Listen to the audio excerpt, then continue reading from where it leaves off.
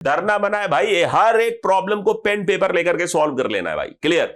Reminder का problem JEE main खूब पूछ रहा है तो अपन भी खूब करेंगे यार, क्या बात है, right? You need to be very sincere, very serious for studies, right? Greater than 1 है तो ये डिस्टेंस ऑटोमेटिकली लेस देन 1 होगा, तो ये लेस देन 1 आ रहा होगा। Z1 और Z0 आपको दोनों गिवन है, तो आप चाहो तो निकाल सकते हो। Z1 माइनस Z0 डिस्टेंस अगर मैं निकालूं,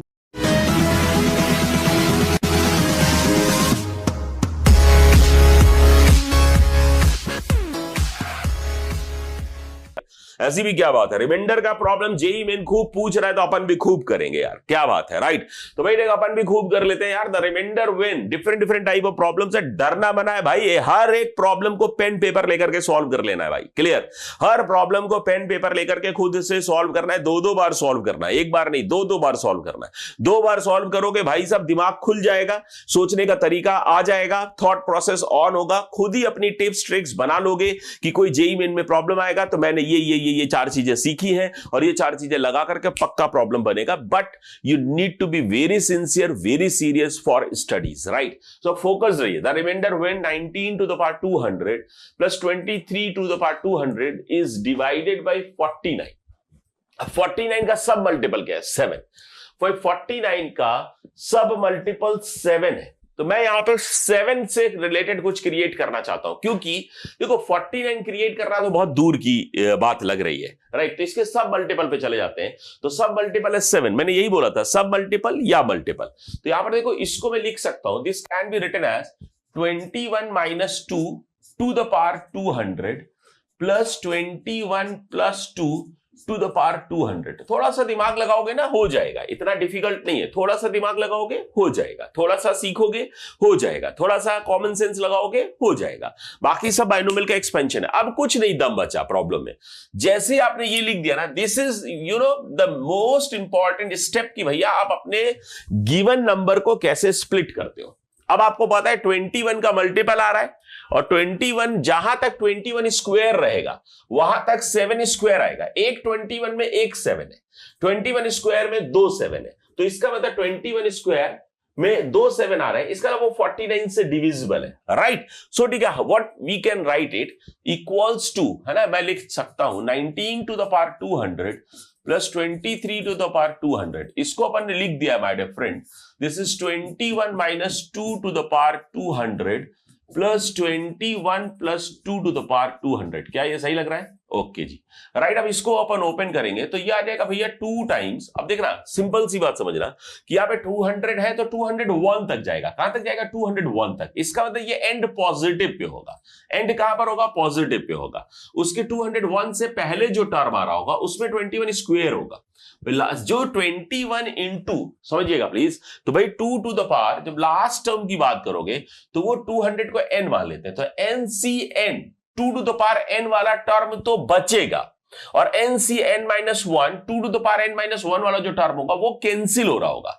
उससे पहले तक ये 21, इनफैक्ट मैं कह सकता हूं ये 21 स्क्वायर लैम्डा आ रहा है। क्लियर? 21 स्क्वायर लैम्डा आ रहा है, और ये बच रहा है प्लस 2 टू द पावर 200 बच रहा है। अब देखो मेरी बात क्या हम समझ पा रहे हैं भाई साहब?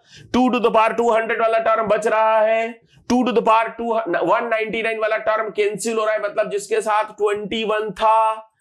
21 था वो कैंसिल हो रहा है। जो उसके पहले जो बच रहा है वो 21 स्क्वायर वाला टर्म था कि नहीं था? 2 टू द पावर 198 वाला टर्म था कि नहीं था? तो 21 स्क्वायर वाला बच रहा है। इसका 21 स्क्वायर मतलब 7 स्क्वायर, इसका मल्टीपल है, तो 7 स्क्वायर का मतलब 49 से डिविजिबल है। तो it also can written as 49 lambda dash, right? तो यहां से ये इक्वल्स टू आ गया भाई 49 into lambda dash plus 2 to the power 201, 2 to the power 201। अभी देखो ये बच गया अलग से, 2 टू द पावर 201 बच गया। ठीक बात है, तो अब अपन क्या कर सकते हैं? 2 टू द पावर 201 बच रहा है, और इसकी 49 से डिविजिबिलिटी अपने को देखनी है, तो अपन 2 क्यूब में कन्वर्ट करते हैं। इसको अलग से करना पड़ेगा, राइट? तो इसको आप लिख सकते हो कि भाई 3 से डिविजिबल है, राइट? तो इसको अपन लिख सकते हैं भाई 8 की पावर 67। 8 की पावर 67 का मतलब है 1 प्लस 7 टू द पावर 67। और 1 + 7 to the power 67 का मतलब है, समझिएगा ध्यान से, कि भाई ये अपन के पास आ रहा होगा क्या आएगा दोस्तों, 7 स्क्वायर तक जाना है, तो 67 है ना, ये अपने पास आ जाएगा 7 square lambda, 7 square lambda plus next अपन के पास क्या होगा 67c 66, 67c 66 इंटू 7, 1 की पावर छोड़ो, प्लस ठीक है 67c 67, ये बच गया। 7 स्क्वायर तक अपन ने ले लिया है, तो इसका 7 स्क्वायर तक जब आपने लिया तो ये अगेन 49 इंटू लैम्डा डैश बन गया, ये बच रहा है अपने पास, and this is what 67 into 7 plus 1, तो इसको अपन को सॉल्व करना पड़ेगा, तो दिस कम्स 470, दिस कम्स 470। अब 470 को 49 से डिवाइड करो, तो 470 को जब आप 49 से डिवाइड करोगे, 470 को 49 से डिवाइड करोगे तो आई थिंक 7 टाइम्स 9 टाइम्स जाएगा, आई थिंक, है ना, 9 टाइम्स जाएगा शायद, तो एक बार चेक कर लो, तो 9 9 जार कितना आ रहा है 81, तो 81 ये आ रहा है 1, ठीक है, और 9 4 जार कितना है 36 और ये 441, तो 441 जा रहा है, तो इसका मतलब कितना बच रहा है यहां से 29, तो 929 डिवाइडेड बाई 49, तो इसका 29 is your remainder, remainder is what 29, तो 29 is your remainder, this is your remainder and this should be your answer, तो ये आपका रिमाइंडर है माय डियर फ्रेंड। और ये देखो कितना खूबसूरत प्रॉब्लम है ना, तो मैंने अभी आराम से सॉल्व किया है ना, आपको समझ आना चाहिए, कहीं पर भी कोई लफड़ा नहीं है, आप चाहो तो ना इस प्रॉब्लम को एक बार और अच्छे से सॉल्व करना, कहीं पर कोई दिक्कत है फिर से सॉल्यूशन देखना, फिर उसके बाद करना, because these problems are very very good, right, तो इनमें लर्निंग है लर्निंग का स्कोप, इसलिए आप इसको 1-2 बार देख करके लर्न करने की कोशिश करना चाहिए और लर्न करना चाहिए my dear friend, right. Next is same problem, same है ना, उस पे सीखा है आपने, इस पे अप्लाई करते हैं ना, इस पे अप्लाई करते हैं फिर से, तो देखो जी ठीक है, अगर अपन बात करें तो इसको कैसे लिख सकते हो भाई, इसको यहीं पर लिखते हैं 2n स्क्वायर, सिग्मा को छोड़ो यार, सिग्मा जो है वो तो ठीक है, मतलब सिग्मा तो होगा ही, सिग्मा को छोड़ते हैं, यहीं पे लिखते हैं यार, तो देखो 2n स्क्वायर अपॉन 2n, तो 2n तो कैंसिल हो गया, तो क्या बच रहा है my dear friend, n upon 2n minus 1 factorial, ये बचा, राइट, प्लस ठीक है, देखो अपन पहले एक स्टेप लिखते हैं यार, है ना, एक स्टेप, तो 3n 2n है, तो 2 से मल्टीप्लाई डिवाइड करते हैं, तो प्लस ठीक है 3/2 लिख दिया, और 2n कैंसिल हो गया, तो 3/2 2n माइनस 1 फैक्टोरियल, ये आ गया, चलो जी, प्लस ठीक है 4 के साथ जाते हैं, तो प्लस ठीक है 4 अपॉन 2n फैक्टोरियल आ रहा है, तो अब देखो अपने को आंखों में चमक मिल रहा है भाई, ये e + 1 अपॉन e होता हुआ दिख रहा है, ये e - 1 अपॉन e होता हुआ दिख रहा है, बस n का ध्यान रखेगा, n = 1 से, यहाँ 0 नहीं है, तो यहाँ पर ध्यान रखना, n = 0 से होता है तो ठीक रहता है, n = 1 से शुरू हो रहा है, तो हो सकता है पहला जो टर्म है ना, हो सकता है वो कहीं पर ना मिले, जैसे यहाँ पर नहीं मिल रहा है, यहाँ पर आप जा रहे हो 1/1 फैक्टोरियल से जा रहे हो, क्या समझ पा रहे हो दोस्तों, ठीक है भाई, यहां पर 1/2 फैक्टोरियल से जा रहे हो, तो इसमें पहला टर्म मिल नहीं रहा है एक्चुअली, तो भाई ठीक है, जब अपन e + 1/e लिखते हैं, आपको पता है, तो e + 1/e अपन लिखते हैं, तो e + 1/e जो शुरू होता है वो 1 से शुरू होता है, कहां से शुरू होता है 1 से, वहां पर मिल रहा है 1/2 फैक्टोरियल से, तो -1 करना पड़ेगा, चलो जी कर लेंगे भाई, जो करा रहा है कर लेंगे। तब देखो इसको थोड़ा सा समझो, है ना, इस वाले स्टेप को, ये तो ठीक है, दिस इज परफेक्ट, इसमें कोई दिक्कत नहीं, इसमें दिक्कत है, तो इसको अपन कैसे कर सकते हैं भाई, 2 से मल्टीप्लाई डिवाइड कर दो, अब अपन यहां पर थोड़ा सा इस पे कमाल करते हैं, n/2n माइनस 1 फैक्टोरियल, इसको थोड़ा सा सॉल्व करते हैं, तो 2 से मल्टीप्लाई डिवाइड कर दो, तो हाफ आ गया, अब ये क्या आ रहा है भाई 2n आ रहा है, -1 + 1 कर दिया, तो 1/2n माइनस 2 फैक्टोरियल आ गया, थोड़ा आंखों को यार थोड़ा है ना, थोड़ा ध्यान से करना यार, 2 से मल्टीप्लाई डिवाइड करा, +1 -1 करा, तो 2 से जो मल्टीप्लाई डिवाइड करा वो तो 2n आ गया, 2n और +1 -1 करा, तो -1 के साथ 2n - 1 फैक्टोरियल कैंसिल हो गया, अब बच रहा है +1, तो +1 1/2n - 1 फैक्टोरियल, राइट, ये आ गया। तो जब आप इसको सॉल्व करोगे तो भाई साहब ये जब अपन सॉल्व करते हैं तो ये आता है दोस्तों, ठीक है, हाफ के साथ, है ना, हाफ इक्वल्स टू, देखो ये 2n - 2 फैक्टोरियल आ रहा है, 2n - 2 जो है ना वो सिमिलर है, चलो दो सबको ऐड करते हैं हम साथ में, ना, जो तो फाइनल जो प्रॉब्लम है से, ठीक है, दिस इज योर समेशन, है ना, समेशन, तो अब फाइनल समेशन लिखने जा रहा हूं, फाइनल समेशन लिखने जा रहा हूं, चलो जी लिखते हैं।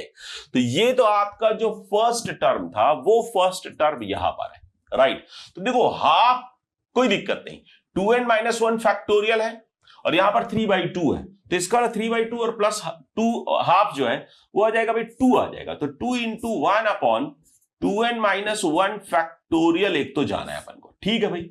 अब देखो दूसरा, देखो भाई हाफ है और प्लस 4 है, लेकिन इसको तुमको लिखना पड़ेगा, इसको लिखना पड़ेगा कि भाई ठीक है 4 इंटू भाई एक माइनस साइन अपन को और देना पड़ेगा। चलो वो दे देंगे चलो दे देंगे, ठीक है। तो यहां से अपन क्या लिख सकते हैं कि भाई ये अपन के पास आ जाएगा, भाई समझना मेरी ध्यान से, कि भाई ये आ रहा होगा भाई हाफ है और वो 4 है, तो 9/2 आ जाएगा। 9/2 है ना, 9/2 1/2n minus 2 factorial, 2n minus 2 factorial है ना, और उस पे -1 जो था वो -4 आ गया अलग से। तो अपन ने क्या करा कि भाई ये 1/2 फैक्टोरियल से जा रहा था, अपने को चाहिए था 1 + 1/2 फैक्टोरियल। तो इसको मैंने एक तरीके से लिख दिया है कि भाई इसमें -1 जब करोगे तब जाकर के e-1, क्या हम समझ पा रहे हैं दोस्तों? इसको मैं एक स्टेप पीछे ले गया हूं। मतलब इसमें अपन ने क्या करा है कि भाई -1 + 1 कर दिया, तो ये जो +1 था माय डियर फ्रेंड ये इसमें यूज हो गया, और -1 जो था वो 4 से मल्टीप्लाई होकर के वो -4 बन गया। सही है, अभी सही है, बिल्कुल सही है, राइट। तो अब देखो जी सॉल्व करेंगे तो भाई ठीक है, यहां से एक बार चेक कर लो कहीं पर कोई लफड़ा तो नहीं है, नहीं है। तो 2 इंटू ये आ रहा है my dear friend e-1/e, right, और ये आ रहा है भाई साहब 9/2 है ना, हाफ तो रहेगा ही, तो बाई 2 है ना, हाफ तो रहेगा ही, और ये आ रहा है भाई 9/2 इंटू e + 1/e/2 और माइनस का 4, राइट। तो भाई अपन ने क्या करा भाई, इसको 1/2n माइनस 2 फैक्टोरियल, ये आ रहा है 1 + 1/2 factorial plus 1/4 factorial, that is e + 1/e। तो जब आप सॉल्व करोगे देखो 9/2 ये हाफ तो कॉमन ले लेते हैं, तो 9/2 आ रहा है e के साथ और यहां पर 2 आ रहा है, तो 9/2 मतलब कितना रहा है 13/2, तो ये आ जाएगा दोस्तों 13/4 इंटू e, 13/4 इंटू e आ गया। तो 13/4 इंटू ई कुछ आता हुआ दिख रहा है, 13/4 इंटू ई, मतलब ये हो सकता है या ये हो सकता है, राइट। अब इसको देख लेते हैं दूसरा टर्म को। तो दूसरा टर्म जो है हमारे फ्रेंड माइनस का 2 आ रहा है, यहां पर आ रहा है 9/2 आ रहा है, तो 9/2 में से वो 2 कर लेंगे बाद में, ये जो हाफ है ना वो बाद में मल्टीप्लाई कर लेंगे, तो 9/2 में से 2 गया तो 5/2 बचा, तो 5/4 आ रहा है। ये प्लस का है ना 9/2, तो इसलिए 5/2 प्लस का आएगा, तो 5/4 आएगा। एक्चुअली ये जो 2 है ना बाद वाला उसको भी मल्टीप्लाई करना पड़ेगा, तो ये 1/e आ गया, तो 5/4 1/e, 5/4 1/e इसमें भी है, लेकिन -4 भी चाहिए, -4 इसमें है, तो इसका ये आपका करेक्ट आंसर। सो ठीक है, this is your perfect answer my dear friend, ठीक है, this is your perfect, clear. तो भाई ठीक है, चलो जी नेक्स्ट अपन आते हैं, तो second is your answer, clear. बहुत जबरदस्त क्वेश्चन है। The reminder when 4 to the power 87 plus 6 to the power 87 is divisible by 25, जिससे भी डिविजिबिलिटी की बात कर रहा है, डिविजिबल होने के बाद रिमाइंडर की बात कर रहा है माय डियर फ्रेंड्स, उसके नियर बाय या उसके मल्टीपल्स या उसके सब मल्टीपल्स में इसको ब्रेक करने की कोशिश करते हैं, राइट। मल्टीपल्स भी बोला है मैंने, सब मल्टीपल्स भी बोला है, उसमें ब्रेक करने की कोशिश करते हैं। जैसे ही आपने देखा ओहो 4, तो 4 को आप लिख सकते हो my dear friend 5 - 1 to the power 87 and 6 है, that also can be written as 5 + 1 to the power 87, right. तो जब आप इसको ओपन करोगे, चेक करना माय डियर फ्रेंड, ठीक है, जब आप इसको ओपन करोगे तो ओपन करते हुए आपको दिख रहा होगा इन दोनों का जो सम है 4 to the power 87 plus 6 to the power 87 को ऐसे लिखने पर ये आ जाएगा माय डियर फ्रेंड 2 टाइम्स, कैसे आ रहा होगा भाई 87C05, इसमें टोटल टर्म्स कितने होंगे 88 टर्म्स इसमें भी होंगे, 88 टर्म्स इसमें भी होंगे। तो जब ये कैंसिलेशन स्टार्ट होगा तो सेकंड टर्म में कैंसिल होगा, है ना, माइनस किस में आ रहा होगा भाई सेकंड वाले में। तो यहां से देखो यार 87C0 है ना, 5 to the power 87 से अपन ने स्टार्ट किया, ऐसे करके भाई ये जो माइनस वाले टर्म्स है सब कैंसिल होंगे, तो यहां पर फिर 87C2 आएगा, है ना, ऐसे करके 87C2 आ रहा होगा, तो राइट 87C2 ऐसे ये जाएगा माय डियर फ्रेंड, लास्ट में ये 87C87 पर नहीं रुकेगा, है ना, 87C87 पर नहीं रुकेगा। चलिए ध्यान से देखिएगा, क्योंकि वो टर्म है 88 88th टर्म जो है भाई second, fourth, sixth, eighth, 88th term से कैंसिल होंगे, तो माय डियर फ्रेंड ये सेकंड लास्ट टर्म पे रुकेगा, that is 87C 86 and what would be there would be, ठीक है, 5 अपने पास आ जाएगा भाई, 5 डिक्रीज होते होते लास्ट में एक 5 बचेगा, और नेक्स्ट आ रहा होगा my dear friend 1 to the power 86, that is 1 only, right. So ठीक है, अपन यहां तक पहुंच गए हैं। तो ये देखो, इससे पहले तक इसको अगर अपन छोड़ दें भाई, इस वाले टर्म को अगर अपन छोड़ देते हैं, तो इससे पहले तक 5 स्क्वायर आ रहा होगा, 5 स्क्वायर, राइट। तो इसका 5, इसके पहले जस्ट 5 स्क्वायर, 5 है ना, समझ रहे हैं ना दोस्तों। तो यहां पर ठीक है 5 स्क्वायर 87C 86 के बाद 87C 84 टाइप कुछ आ रहा होगा, मतलब 5 स्क्वायर होगा, मतलब इनफैक्ट ये बोलना चाह रहा हूं कि भाई यहां तक ये जो है ना, ये पूरा का पूरा जो टर्म है ये 25 लैम्डा बनेगा। क्या बनेगा दोस्तों? 25 लैम्डा।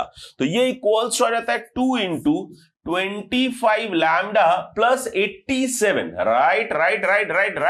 तो 87 into 2 बच जाएगा, कहीं 87 into 5, सॉरी यार क्या हो रहा है, तो 87 into 5 बच जाएगा, क्लियर। तो जब अपन सॉल्व करेंगे तो ये तो ऐसा आ जाएगा भाई, 25 into lambda dash plus 5 into 2 10 आ रहा है, तो 870 आ रहा है। 870 को 25 से डिवाइड कर लो। क्या करना है दोस्तों?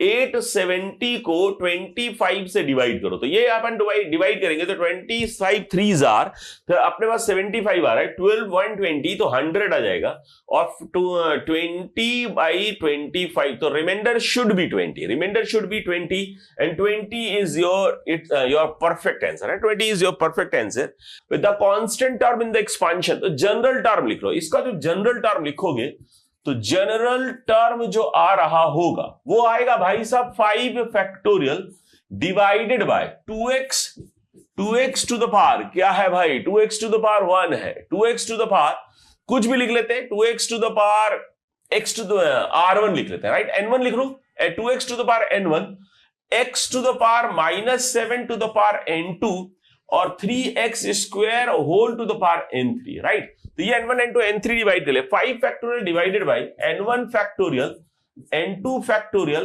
n3 factorial, right. यहां पे दो कंडीशंस आपको पता है, दो कंडीशंस मैंने आपको बता रखी है, वो दो कंडीशंस क्या होती है बोलो जी। फर्स्ट कंडीशन है कि भाई n1 plus n2 plus n3 जो है वो 5 के बराबर होना चाहिए, जो भी एक्सपोनेंट यहां पर यूज कर रहा है n के बराबर होना चाहिए, जो भी इन तीनों का सम है, पहला चीज। नंबर 2, अपने से बोल रहा है भैया कांस्टेंट टर्म चाहिए, कांस्टेंट टर्म का मतलब है x की पावर 0 होना चाहिए, राइट। तो x की पावर 0 करने के लिए भाई n1 minus 7n2 plus 2n3 should be equal to 0। तो ये 0 कब होगा? ये दोनों कंडीशंस कब सैटिस्फाई करेंगी? जब n1 इक्वल टू 1 हो, n2 इक्वल टू 1 हो और n3 इक्वल टू 3 हो। This is the only possibility, क्योंकि 3 इंटू 2 6 प्लस 1 7 माइनस 7 0 हो गया, और 3 प्लस 1 प्लस 1 इक्वल टू 2, तो दिस इज ओनली पॉसिबिलिटी। तो इसका मतलब n1 और n2 और n3 ये आ गया। तो अब अगर मैं कांस्टेंट टर्म के इन the expansion is the constant term in the expansion is, तो x तो खत्म हो जाएगा। तो जो कांस्टेंट टर्म होगा, कांस्टेंट टर्म जो होगा आपके प्रॉब्लम में, वो होगा 5 factorial divided bye 1 factorial into 3 factorial. एक तो ये आएगा माय डियर फ्रेंड, और फिर उसके बाद कांस्टेंट टर्म तो गया, तो ये बचा 2 का पावर 1 x तो गया माय डियर फ्रेंड, 2 का पावर 1 x तो गया, 3 का पावर 3, राइट, 3 का पावर 3। इसको सॉल्व कर लो, तो इसको जब आप सॉल्व करोगे तो कितना आएगा भाई साहब, 5 इंटू 4, ये आ रहा है 3 फैक्टोरियल कैंसिल हो गया, इंटू 2 इंटू 3 3 3 27। तो इसको जब सॉल्व करोगे तो ये आ रहा है 10, है ना, और ये कितना 243। आई थिंक कितना आएगा आंसर, एक बार चेक कर लेते हैं। आंसर इसका 1080 आ रहा है, 1080, ठीक है। तो इसका मतलब ये कितना आएगा दोस्तों, ठीक तो है, सही है। तो 27 इंटू 58 होगा, 58 का 54 होगा, सॉरी 54 इंटू 2 108 होगा, और ये 108 इंटू 10 1080, बिल्कुल सही है भाई, बिल्कुल सही आंसर है ना। थोड़ा कैलकुलेशन वगैरह देख लो, है ना। चलो जी, कैलकुलेशन तो आपके मेरे से फास्टर ही होंगे। अब देखो यहां पर देखो R0 R-1 इसको देख लिया करो कि क्या लग रहा है। तो यहां पर देखो सम इक्वल टू आर आ रहा है, सम इक्वल टू आर, तो इसका मतलब टाइप टू बी लग रहा है। क्या लग रहा है दोस्तों? Type two B. तो अपने को पता है भैया इसमें ये जो होगा ये coefficient of x to the power r चाहिए in 1 plus x to the power. अगर यहां पर देखें तो ये 1 plus x to the power 20 का एक्सपांशन यूज हो रहा है, 1 plus x to the power 20 का एक्सपांशन यहां पर यूज हुआ है। तो आपको पता है n की जगह 2n आता है, तो 1 plus x to the power 2n। यही तो पढ़ने का फायदा है ना दोस्तों, जो टिप्स है, जो फॉर्मूले है, जो काम अपन ने करा हुआ है डायरेक्ट यूज करेंगे, राइट? डायरेक्ट यूज करेंगे, टाइम सेव करेंगे, फोड़ेंगे आराम से। x की बार r in 1 plus x to the power 40 आ गया, ओके जी। तो यहां से जो कोफिशिएंट आ रहा होगा वो 40cr आएगा, राइट? क्या पूछ रहा है भाई? इज मैक्सिमम पूछ रहा है। तो आप बताए यार मैक्सिमम कहां पर होता है? मिडिल टर्म में भैया, middle term coefficient is the greatest binomial coefficient, right? तो यहां से कोफिशिएंट जो होगा मिडिल टर्म 41 टर्म है। टोटल टर्म्स कितने हैं भाई बताओ जल्दी से? टोटल टर्म्स है इसमें 41। किसमें? इस वाले में 1 plus x to the power 40 में। तो जो मिडिल टर्म होगा वो कौन सा होगा? 21st। मिडिल टर्म कौन सा होगा? 21st। तो 21st में जो 40c20 होगा वो बाइनोमियल कोफिशिएंट होगा या नहीं होगा, राइट? यहां से r इक्वल्स टू 20 लेना पड़ेगा, r equals to 20। Fourth should be your answer, right? तो fourth should be your answer, okay.